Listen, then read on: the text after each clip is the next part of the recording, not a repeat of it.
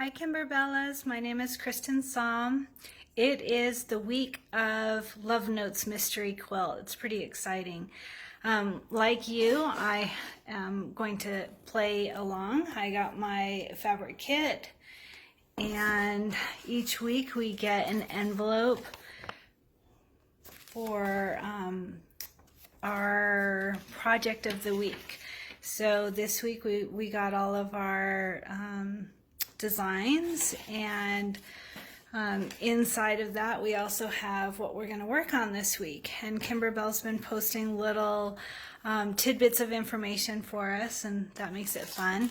I also got the embellishment kit, and I even got the thread kit. I'm pretty excited. I bought all of my supplies for this one. I know a lot of people are doing this one as their first quilt, and that is super exciting. I know a lot of people want to quilt as you go and don't know how to do that. If you look in the file section of the Kimberbellas group, I've made lots of tutorials, and they are specific to that specific project, but the technique is the same. But in all honesty, the questions in the group are making me a little crazy that aren't getting answered. So I'm going to do my best to try and help. This is an official Kimberbell sew along, so I don't want to step on any toes, but I'll give some information on how to quilt for those that want to. You do not have to quilt as you go. It's completely optional, but I am going to do mine. I'm starting mine finally today. I finished up some other projects, so it's time to play along. And I've been loving everybody's projects that they're posting pictures of in the group, so keep that up. It's inspiring all of us. So anyway, time to have some fun. This is your quilt sandwich. You put tearaway stabilizer in your hoop. I like to cut the edges off so that it doesn't make my fabric stand up, if that makes sense. It'll pucker. It's easier for me if I cut the edges around. All right, and then you put your batting. All right, I like to use warm and natural batting. That's my preferred batting, but I've used others and they're totally fine too. So use whatever works for you.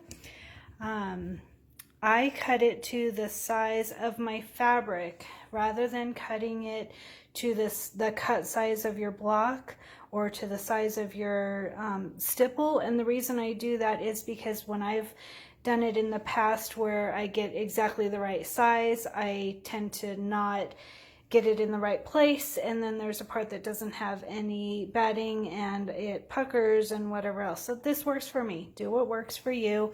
After we finish the project, I cut the batting very close to the stitch line. You'll see that later.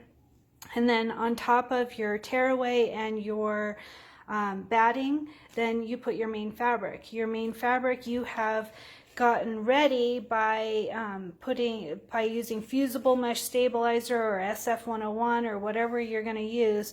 Iron that onto the back of your fabric, and that wards off puckers very, very well. I use this on everything. I love it. I use the World Wiedner brand on Amazon of tearaway stabilizer and also the fusible mesh stabilizer. Anyway, that's your quilt sandwich. You've got your main fabric with the fusible mesh stabilizer ironed onto the back, your batting, and your tearaway. That's your quilt sandwich. You're all ready to go now. Okay, now that you have your fabric and your batting hooped onto your tearaway stabilizer, I just float it. You can hoop it, do what works for you. This is my 5x7 hoop. You can use the 6x10 hoop so that your fabric doesn't stick up at all. You can do a basting stitch if you like. I don't like to do any of those, so it's totally a matter of preference. Do what works for you. I find that the fabric lays perfectly flat and does just fine. So that's what works for me. Then you're going to load your design. Now you can do if you choose to do your quilting, you can do the quilting as a separate item. Sorry for the glare. This is my new craft room. It's got doors in the back, so this is how it's always going to be. Sorry. Anyway, you can do your stipple design as a separate item, or you can merge it with your existing design. It doesn't matter at all. It doesn't affect how it does it in any way because it's going to be in the middle. So I have it as my first item on my list of all the camera supplies. First thing is the stipple that I've chosen. You can use any stipple that is 4x6. So the way to figure it out is that this design, the camera box, they have us do 6.5 by 8.5 on your fabric. So your fabric is cut to 6.5 by 8.5 to start with. Then you're going to do your design. And at the end, if you look at the end of the instructions, the very last thing is to cut your final fabric to 4.5 by 6.5. So that is how we figure out what stipple that we're going to use by that cut size. But keep in mind that you want to have a 1/4 inch seam allowance on each side. So that means instead of 4.5 by 6.5, we want our stipple design to be no larger than 4 by 6. If it's no larger than 4 by 6, then you will not have batting in your seams. So we're going to do our final cut after it's all done, and then all of this extra batting we will cut off. I like to cut it close to the stitch line. We'll talk more about that later. But for now, choose any stipple design that is 4 by 6 or smaller. You can get some in some of your machines. You can get some from various places. And personally, I'm really hoping that Kimberbell is going to create some for us. So for now, choose something that is 4 by 6 or less. One other quick note. You can iron your fabric both horizontally and vertically and get a center point so that you've got a line of where your center is. It's totally not necessary for these little blocks. It's really necessary when we do our bench pillows so that you can center your line for using the crease. I shouldn't say line, the crease, the ironed crease. We use that to be able to rehoop. You don't need that for this. It's up to you. You can do that. Keep in mind that our fabric is cut 2 inches extra per the Kimberbell instructions. So we're going to cut it down anyway. So it does not have to be precise. Just get it in your hoop as best you can, as straight as you can. It's all good. One other quick note.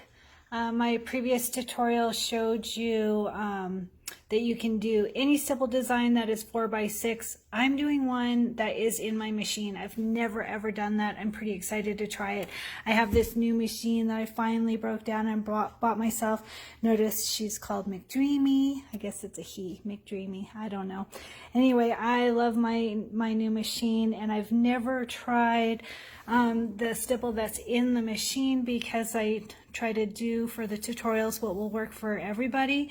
So I have given you that tutorial on what you need and how to make it work, but my stipple is going to be different because I'm using my Embroidery Machine 2 stipple that's in there, and I tested it on felt and it worked, and I'm pretty excited. Anyway.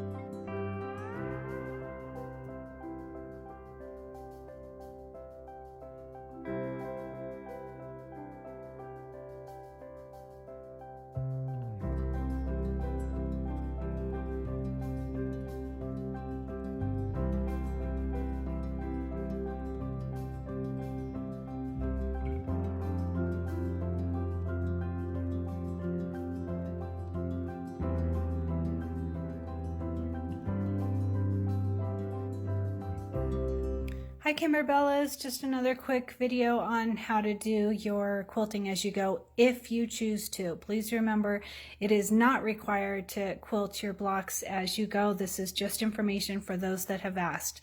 You can send your quilt to a long arm quilter after it's all done. You can leave it unquilted, you can do whatever works for you, but this is just information for those that have been asking about how to quilt your blocks as you go.